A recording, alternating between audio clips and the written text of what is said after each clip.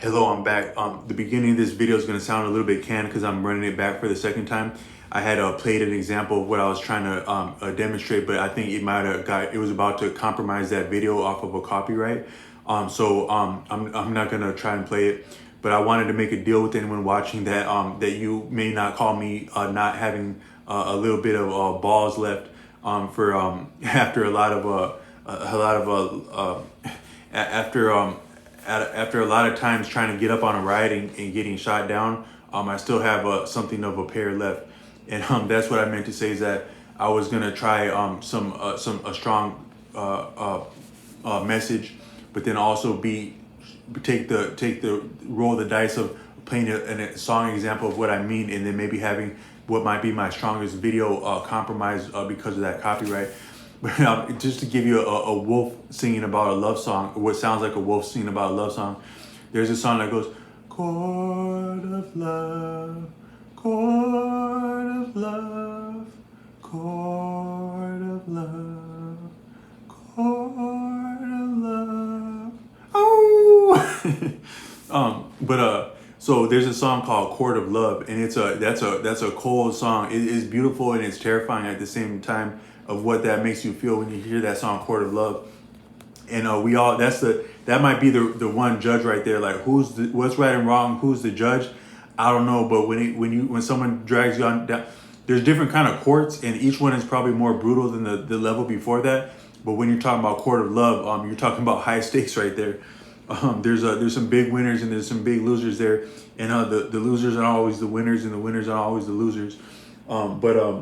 There's like the Order Osho had this he did a lot of jokes like canned jokes, and he had this one where they're like two people in a mental ward, and then like I think like one of them was like staring at a wall, and the other one was like trying to pull his hair out. And they're like, so what's the one with that? What happened with the man who was staring at the wall like that? And they're like, he got stood up by the love of his life, and it's still on him. He hasn't got past that yet.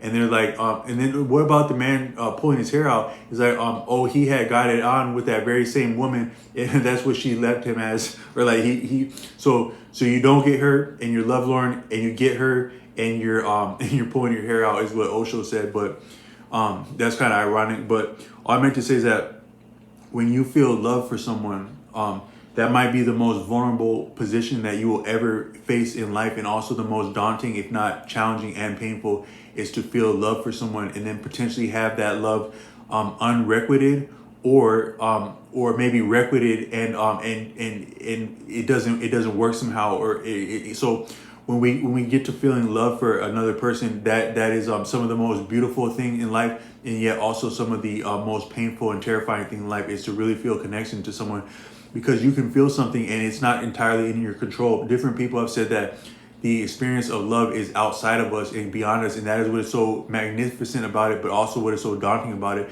is that we all have our reason. We're human beings have been said to be reasonable, but yet we may also be some of the most unreasonable when it comes to love, and that's also because we're balanced like that. So as reasoned as we are, you can actually reason that our very reason is the seat and the essence of our lack of reason. So the more reasoned we think we are, sometimes the more absurd we are as we think we're being reasoned. And sometimes what would seem absurd could be more well reasoned. So sometimes it does seem like animals in nature get along all right without tripping over stuff like love. But I might beg to differ that too. But what I wanted to say is that, so I was talking to someone today. So I do delivery work where I live. And for a long time, like when I go to the downtown area where I live, there's been it's heavily footed and trafficked by different sporting fans and also music fans and entertainment fans. It's not a sprawling metropolitan area, but when they have attractions there, it can get hopping and popping down there at all times of day or night. Sometimes it might be like a weekend event or like an extended thing, like for state stuff. But then also it can be like entertainment. And when you watch the people frequent it, the motion of the people is almost like it's like bigger than it's like a body of people. It's like there's a logic and a harmony and a flow to the people, and they have different bonds to each other, relationships. You know, you might see lovers like this way, or you might see friends and they have like a little bit more space, but they're still yet together. Or you see a family, and then you see like maybe the family, the nuclear family is right here, and then the distant relatives are a little bit further on, and then you might have someone that's up there just trying to make money, or you might have someone that's like kind of like doing like solo dolo even at a public event. So you have different members and agents of a group, but yet that group, it kind of exists like a body, and it kind of flows like that. It's almost kind of like, it's a little bit like I have sometimes equated it to like a locust, or like a blight, like spreading and disgorging an environment of its entertainment value or its food value or something like that. So it kind of looks like that. And but you better watch your ass around that, because you know you're in a car and you mess up around, like, no, that's not really funny, but you mess up around something like that, and that's your ass and potentially someone very tragic experience. So it's very serious. These pedestrians they're very vulnerable, and they're very like it's kind of like almost like you're very kind of innocent like that, like where, you know, as an independent agent, you have a little bit of mobility and autonomy, and you have some independence, and therefore a scope of agency and bearing by being independent. But when you come into association with a person or contact with a person, you are somehow greater by being connected with a person, but you're also somewhat limited, because to interface is to compromise. One could maybe reason, like to have a relationship or association of any kind involves give and take and compromise, and therefore is somewhat limiting. And that's what you see as people come together. But what I wanted to say is that, you know, we live in something called, I was talking to somebody the other day, is that we live in something called a plural society. That's in terms of education, employment, and even entertainment, all kinds of things, where you have people from all kinds of different backgrounds, and they have different ways of doing things, different ways of appreciating things, different ways of looking at things.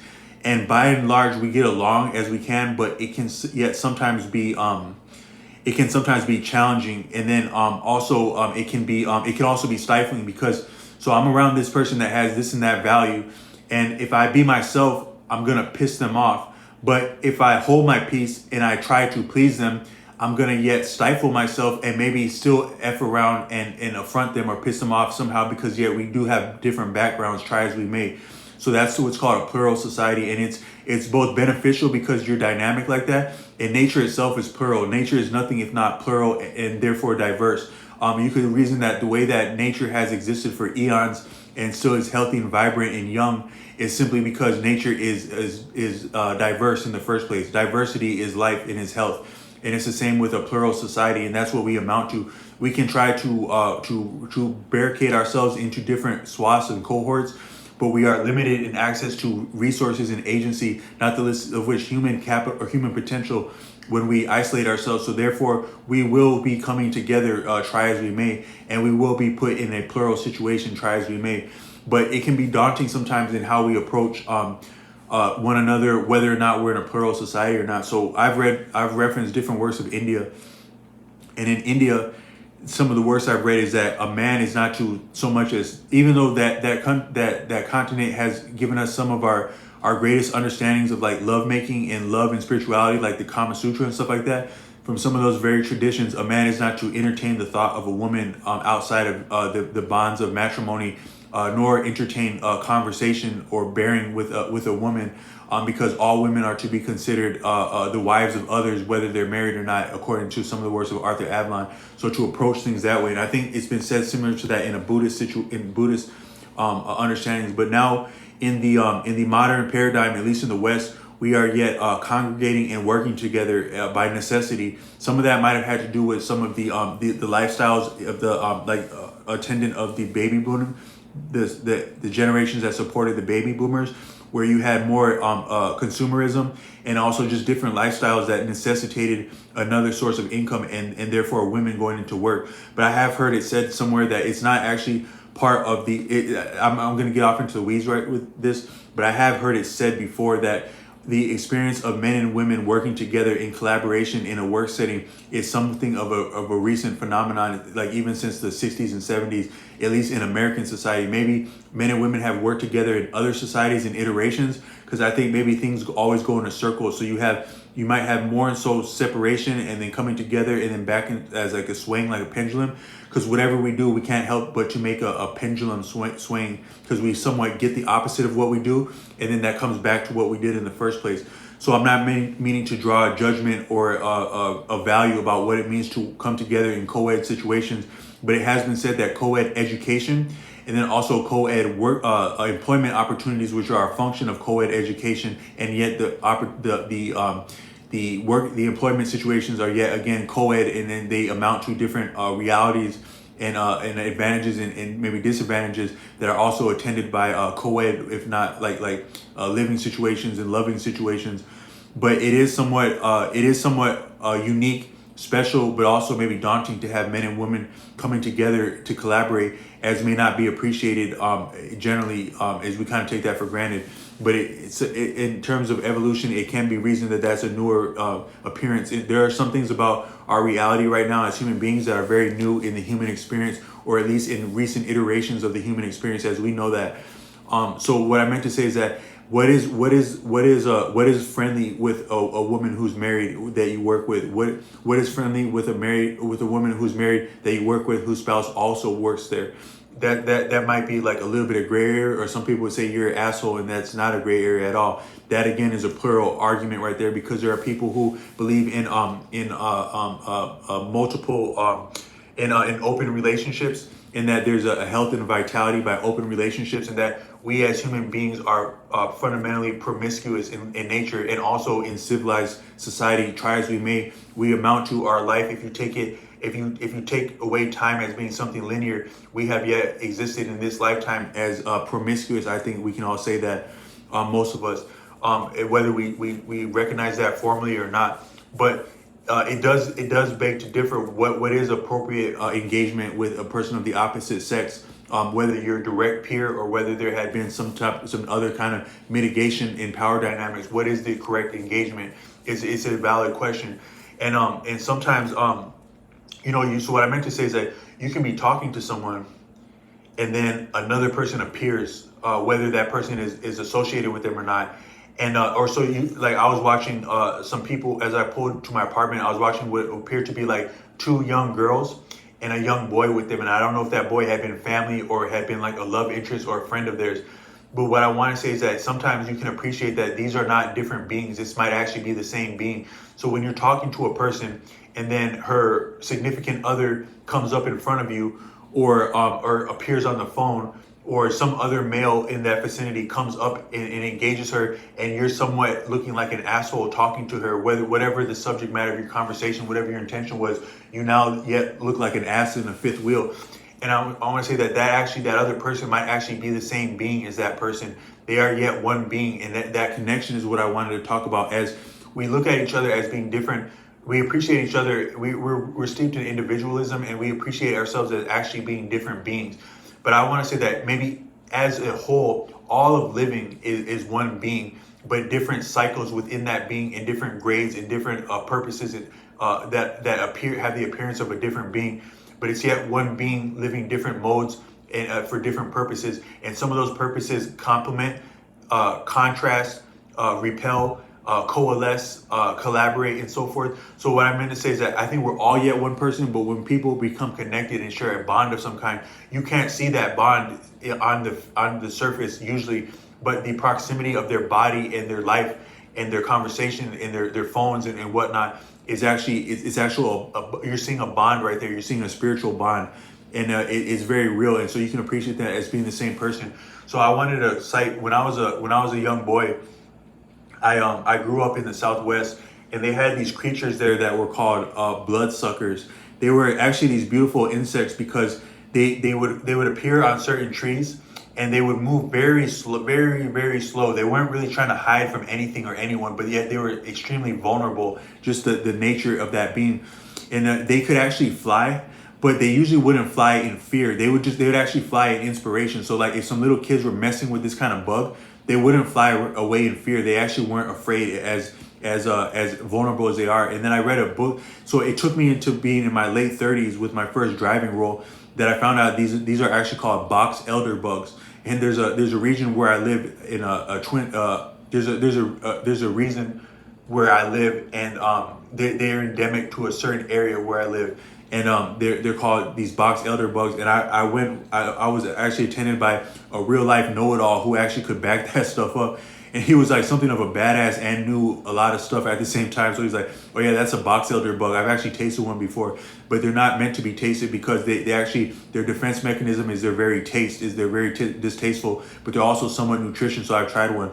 And then he was talking about other badass stuff. It's like, oh yeah, actually the more badass undertaking and a hobby, more so than skydiving and bungee jumping, had actually been scuba diving.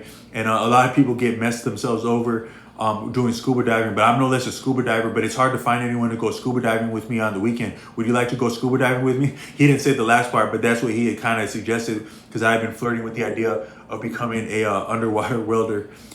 No shit, underwater welder, because I heard they get paid out the wazoo, but that's some dangerous shit right there. You're playing around with sharks and like underwater. If it's not already dangerous enough to go scuba diving, now you're getting you're earning your keep around sharks. And I've heard of people I've known people that know people that are scuba divers, that underwater welders, and I actually never heard their strategy for getting away safely around those depths of water where there's nothing barricading you from sharks. And some of them just said that my understanding is that you get paid well for that shit. How do you deal with swimming in shark infested waters in a sea that is generally treacherous, and it may yet safely be appreciated as having creatures that have not been known to science yet, that would not know you from any other creature in the sea as you experience them at unrighteous depths of water and unrighteous levels of sight. You and the creature, we get paid well, man. So you can figure out anything if you get paid well. And this actual real life no life. I would probably be the no life, but the real life badass and know it all. He could pop that one off without flinching when I was entertaining and fancying and humoring myself as looking into underwater welding. Oh yeah, I do that. That shit's dangerous, man. I don't have no one to go scuba diving with me on the weekend. Want to run that back? But so they're called a box elder bug, and they exist around maple trees. So if you're in an area, you might see an inordinate amount. And I've actually come to appreciate that these might actually be a part of the tree. You're looking at them as like a little insect, but the tree wouldn't be afraid of you. So that would make sense that the bug wouldn't be afraid of you if it's in fact a part of the tree. And so should you squash it?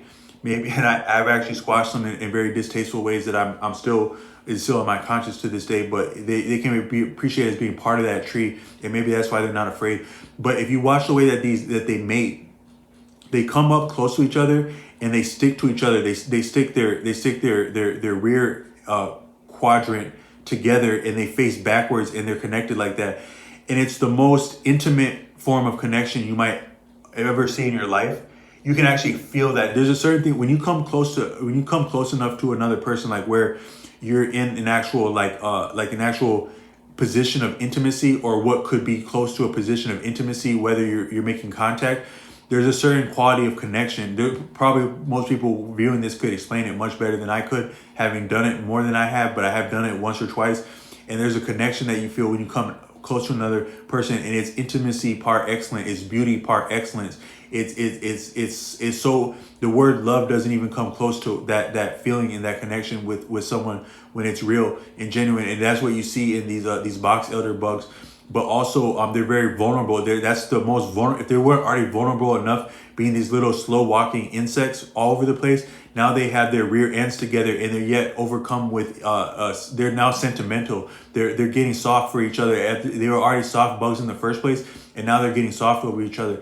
But all I meant to say is that this connection between these two box elder bugs, it might be deeper than what you see. So you see these two insects connected, and they are yet connected in the most close way that they can be connected. But I think There might actually be a spiritual connection between them that is deeper than you understand, and deeper than you are, and deeper than you understand this reality, and deeper than this reality. And perhaps transversing past what we know of as this reality is that bond between them and how real that is.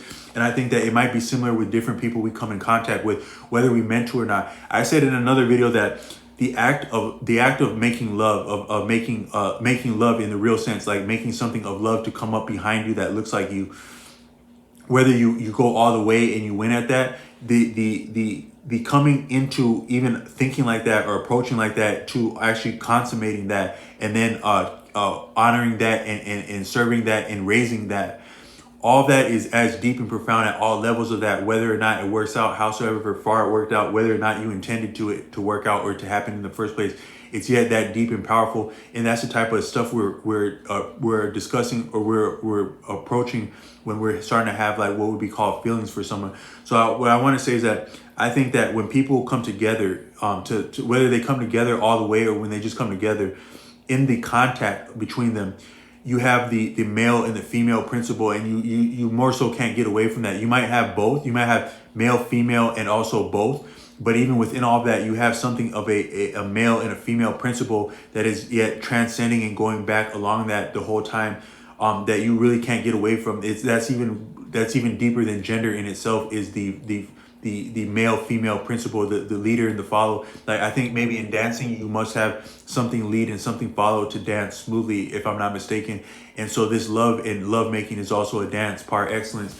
But I wanted to say is that when that happens, it's somewhat deprecating, and it's like breaking you down, because you know, if you were to get some kind of like real training and seasoned training, you get broken down before you can get built up. In face settings, I've heard it said that which means to break you down will build you up as a means of breaking you down, such as like, oh, here's a line of credit, here's $1,000 in your pocket. Everyone's out here dying, starving, but here goes $1,000 in your pocket right now. But it's actually not in the black in your pocket, it's in the red in your pocket, as in you still owe our ass, and we're going to be hitting you with interest for that. So you have been brought up to break you down. But the better things, the beautiful things, they actually more so break you down in the first place as a means of building you up. You can't build something without knocking something down. Most times that's what she said, but that's actually what I told her. You have to break something down before you build something up. But it had been in my head though when I did that. But so when you're coming together with another person to make love, male, female, both, but the principle of male and female, the female in the contact more so is deprecated by the contact, is such as the gestures and the postures that are being assumed in the nature of the contact. The follower more so, or the feminine principle, or what might be called the bottom. If I start to talk about stuff I don't know nothing about, the bottom within an exchange takes on some of the deprecation and even the humiliation. The most painful thing you can experience in life is humiliation, but yet also one of the most beautiful things you can experience in life is to be humiliated. And one of the most painful things you can also do once you appreciate what it is to have a conscience is to humiliate a person. But also it can be enjoyable to humiliate a person, if we're being honest, and that's your bottom top dynamic, or male female to if we're very crude. But within that, the female principle experiences a humiliation in being broken down in the exchange, but also the male principle or top, and maybe also the female also experiences vulnerability and also humiliation through the association with the contact. Because as I'm engaging with you and contacting with you, it's known and it can be seen that I'm developing feelings for you, and I'm getting close to you. And so another person can engage with you in such a way that it either mocks the relationship that we had, whether you chose to participate or not. So when we're dealing with another person, maybe romantically, but maybe also in terms of business and friendship, something of an association with a person, we become vulnerable and extended through that, and issues of maybe honor and self-esteem come into that, and that can be very heavy. So I wanted to say is that all of us are humiliated in coming together romantically, whether it works out for something beautiful or nothing at all. We're somewhat humiliated by coming together and associating together, and that's very beautiful, but also horrifying, terrifying at the same time. And but what I want to say is that when you start to be connected with a person, like you start to have feelings for a person, or you start to wonder about a person, a lot of times it's unhealthy, and it's nothing beneficial. But what I want to say is that you might actually have, on some level, begin somehow this type of connection, this spiritual connection, like such as the box elder bugs, or such as different friends, family, and loved ones attending a sporting venue, where you are yet connected on deeper levels than you can appreciate in what you know of as life and death. And you find yourself drawn to a person, and it might not be healthy, it might not be enjoyable, or it may be so, but that connection, what you're feeling is deeper, and it has somehow initiated, somehow you two experience, maybe you appreciated having, or you two actually did share some type of energy or connection or alignment or bearing in who you are, and have been to the point that you have met and are knowing each other, that is somewhat beyond you, and putting and pushing you in that direction, whether you were mature in how you handled that bond or lack thereof, or not. There is something of a connection, and it is deeper than what we see in terms of what's in our face in a person in front of us. And it's a deeper thing that's connecting us. And I think all of us are connected that very same way, but we may become aware of that connection when we have some kind of dealing with a person, or light or fancy for a person, and it becomes real like that. But it might be the most difficult thing to surmount, if not the difficult thing to surmount in life, is what do we do with this form of connection that has connected us, maybe outside of our willing it to, or intending it to, or maybe having willed it to and intended to, and maybe outside of what may be good for either of us, or maybe it is good for either of us, is very significant when you start feeling that connection towards someone or something, is all I'm saying. And it may be deeper than what you see on the surface, and you may yet even already be becoming a one being, whether either of you meant that or not. And that might be some of what's so daunting and challenging about both going into and coming out of relationships at any scale, at any level, coming into association or knowing a person or not knowing a person, is that there's a connection forming and an attraction, whether it may be mutual, it may not be, it may be reciprocated, it may be not reciprocal, but yet it is some form of a connection, and it's significant in that, and it's difficult to deal with, and it's also a cause of pain, but also growth, because we do grow from these things. But I just wanted to point that out, is that sometimes we're all yet one being, but we're different ways of being that being, and we're different relating to each other, and that the propriety within that is very significant and also dynamic. You watch people crossing the road together who are intimately connected or spiritually connected, for lack of a better word, whether by family bonds, by blood, by romance, by friendship. And these bonds, as you're going through there in traffic, you must be more mindful going through that setting than even as you go through a crazy highway, is these type of bonds and these people that are together like that.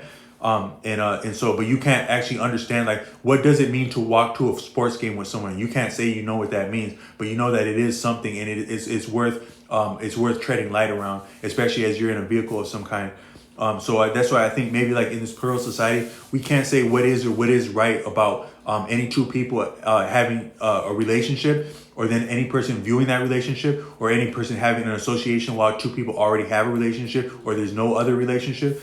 These different ways of coming into contact with each other, and this connection that's forming is it's awesome, and it's mighty, and it's terrible, and it's worth treading light around, and just being aware that there is this type of connection that we experience, and is yet beautiful and daunting, and it's to be respected also.